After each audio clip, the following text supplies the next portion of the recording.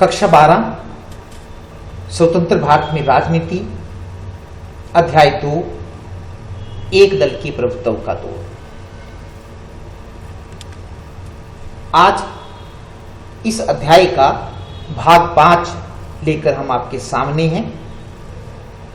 भाग 4 में हम भारत में राजनीतिक दलों का विकास कैसे हुआ वो शुरू किया था और भारतीय राष्ट्रीय कांग्रेस के बारे में आपको बताया था कि 1885 में भारतीय राष्ट्रीय कांग्रेस की स्थापना हुई। तो इस प्रकार हम इस भाग में जो दूसरे भारत में राजनीतिक दलों का विकास हुआ उनके बारे में थोड़ा थोड़ा सा पढ़ेंगे या थोड़ा थोड़ा सा आपको बताएंगे, विस्तृत रूप से बताने की जरूरत नहीं है। उसमें सबसे पहले आता है भारतीय साम्यवादी या साम्यवादी को कम्युनिस्ट पार्टी भी कहते हैं, communist party of India, CPI इसको कहते हैं। भारतीय कम्युनिस्ट पार्टी या कम्युनिस्ट पार्टी ऑफ इंडिया इसका नाम है। चुनाव चिन्ह आप इसका देख रहे हैं, दांती है और गेहूं की बालियां हैं, ये इनका चुनाव चिन्ह है। 1920 के दशक में भारतीय राष्ट्रीय कांग्रेस में नवयुवकों का ऐसा समूह पैदा हुआ जो इस दल की नीतियों से संतुष्ट नहीं था। क्रांतिकारी विचारों के जो लोग थे इस दौरान वो पैदा हुए। इन नवयुवकों का मानना था कि देश की स्वतंत्रता प्रार्थना पत्रों से प्राप्त नहीं हो सकती बल्कि क्रांतिकारी साधनों से प्राप्त की जा सकती।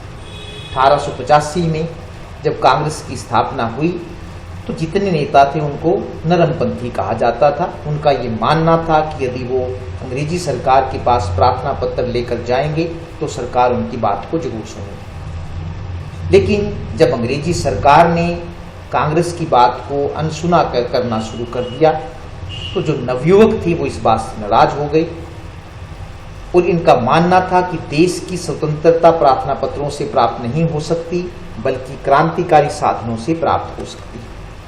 1917 में जब रूस में क्रांति हुई, जो आप जानते हैं, 9वीं क्लास में पढ़ चुके हैं, तो इस क्रांति का प्रभाव भारत के इन नवयुवकों पर भी पड़ा। साम्यवादी क्रांति थी, वो मजदूरों ने जार के शासन के खिलाफ की थी। इस क्रांति से प्रभावित होकर भारतीय युवकों ने अनेक संगठन बनाए। 1924 में इनमें से कुछ संगठनों का कानपुर में एक सम्मेलन हुआ। इसी सम्मेलन में भारतीय साम्यवादी या फिर भारतीय कम्युनिस्ट पार्टी की स्थापना हुई। अंडरलाइन कर लीजिए कि भारतीय कम्युनिस्ट पार्टी की स्थापना कब हुई और कहां पर हुई। 1924 में कानपुर में हुई। 1962 में भारत चीन युद्ध के समय इस दल में फूट पड़ गई। इस दल के एक गुट ने भारत चीन युद्ध में भारत का साथ दिया, लेकिन दूसरे गुट ने चीन के आक्रमण को सही बताया और भारत को चीन के साथ शांति वार्ता शुरू करने को कहा। दो बातें हो गई 1962 में, याद रखना है आपने कि एक गुट जो था वो भारत चीन युद्ध में भारत का साथ देने वाला था और एक गुट जो था वो चीन का साथ देने वाला था। तो इस बात को लेकर इस दल में फूट पड़ गई। 1964 में इसी फूट के कारण, द्वारा फिर आपने अंडरलाइन करना है, अंडरलाइन का मतलब याद करना है, तो 1964 में इसी फूट के कारण यह दल दो दलों में बंट गया। कुछ सदस्यों ने श्री A.K. गोपालन के नेतृत्व में अपना एक अलग दल भारतीय साम्यवादी पार्टी मार्क्सवादी के नाम से बना लिया। तो ये भी अंडरलाइन करने वाला है कि भारतीय कम्युनिस्ट पार्टी में कब फूट पड़ी या कब भारतीय कम्युनिस्ट पार्टी दो दलों में बंट गई, वो है 1964। तो A.K. गोपालन के नेतृत्व में भारतीय कम्युनिस्ट पार्टी के ही कुछ सदस्यों ने अपना एक अलग दल बना लिया और उसका नाम रखा भारतीय साम्यवादी पार्टी मार्क्सवादी, CPIM।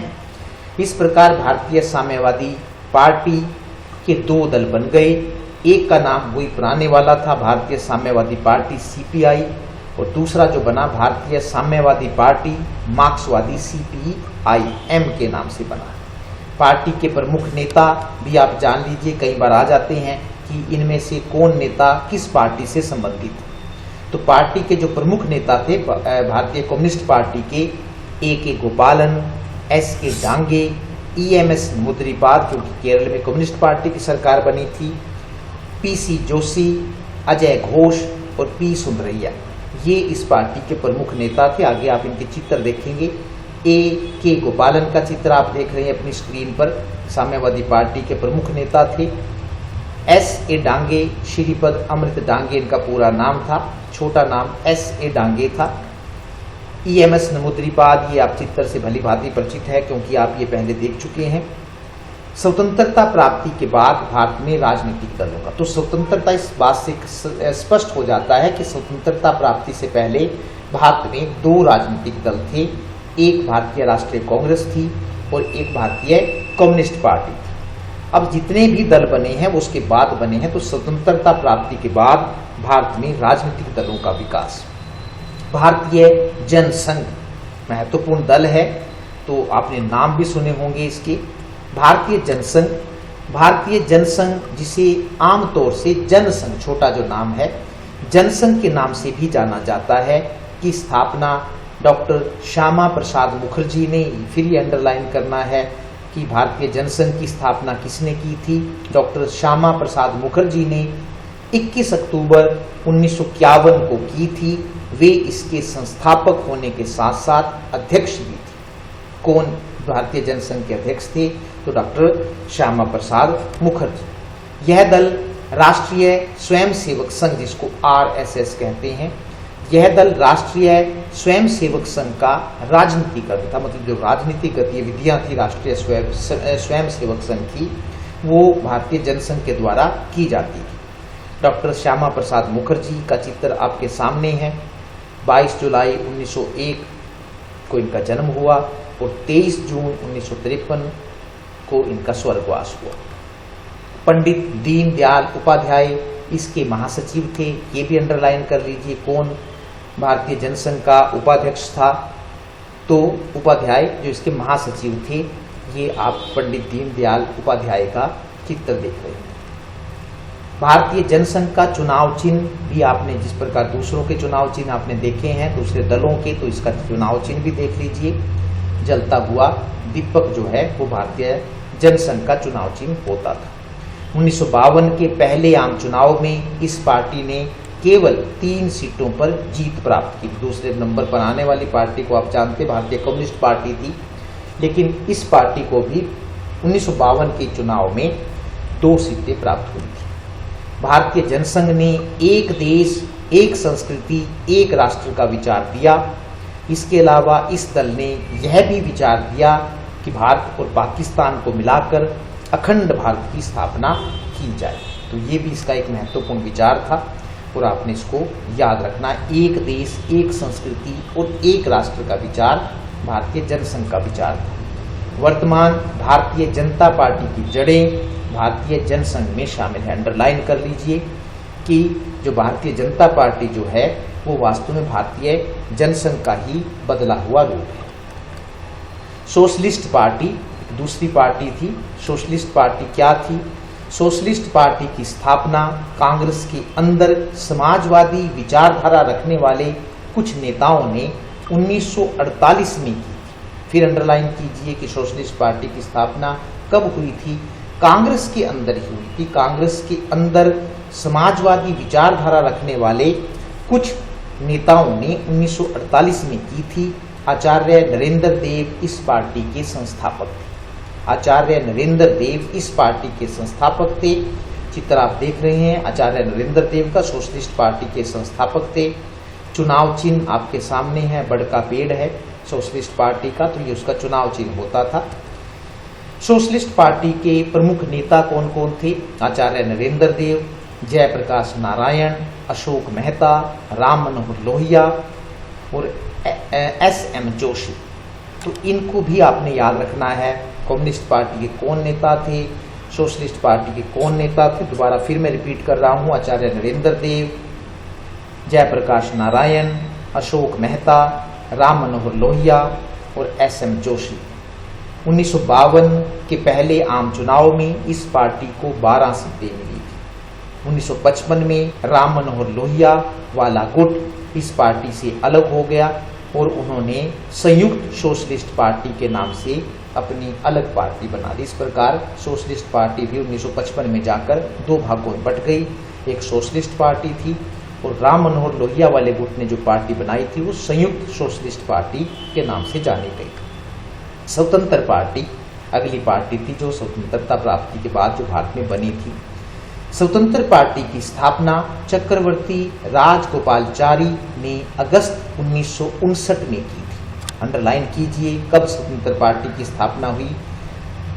चक्रवर्ती राजगोपालाचारी ने अगस्त 1959 में की थी। राजगोपालाचारी का आप चित्र देख रहे हैं। वे राजा जी के नाम से प्रसिद्ध थे तथा भारत के अंतिम गवर्नर जनरल भी थे। माउंटबेटन के बाद जो भारत के अंतिम गवर्नर जनरल बने थे वो सी राजगोपालाचारी थी। स्वतंत्र पार्टी की इन्होंने स्थापना 1959 में की थी। स्वतंत्र पार्टी का ये चुनाव चिन्ह है, तारा नीले उसके बीच में रंग के बीच में चुनाव चिन्ह उसका आप देख रहे हैं। सभी के चुनाव चिन्ह याद रखने हैं। आर्थिक मामलों पर इस पार्टी की अलग राय थी। इस पार्टी ने मुक्त अर्थव्यवस्था की वकालत की कि अर्थव्यवस्था के ऊपर कोई नियंत्रण नहीं होना चाहिए। तो इस पार्टी ने मुक्त अर्थव्यवस्था की वकालत की। इस पार्टी का मानना था कि सरकार को अर्थव्यवस्था में कम से कम दखलंदाजी करके निजी क्षेत्र को खुली छूट देनी चाहिए। तो ये सार्वजनिक क्षेत्र के थोड़े विरोधी थे और निजी क्षेत्र को आगे बढ़ाने के पक्ष में थे।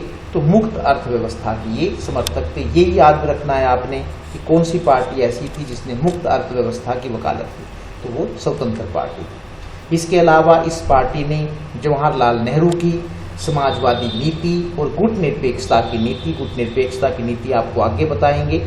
गुट निरपेक्षता की नीति की आलोचना की तथा अमेरिका के साथ अच्छे संबंध बनाने की वकालत की। ये स्वतंत्र पार्टी के विचार थे। स्वतंत्र पार्टी के नेता ये फिर याद रखने आपने कौन कौन से थे प्रमुख नेता। के.एम. मुंशी, पार्टी के मीनू मसानी और एन.जी. रंगा। के.एम. मुंशी, मीनू मसानी, एन.जी. रंगा। के.एम. मुंशी का चित्र आप देख रहे हैं, स्वतंत्र पार्टी के प्रमुख नेता थे। मीनू मसानी ये भी स्वतंत्र पार्टी के प्रमुख नेता थे और एन.जी. रंगा ये भी स्वतंत्र पार्टी, किसान आंदोलन के जनक भी माना जाता है इनको, और ये स्वतंत्र पार्टी के प्रमुख नेता भी थे। नमस्कार।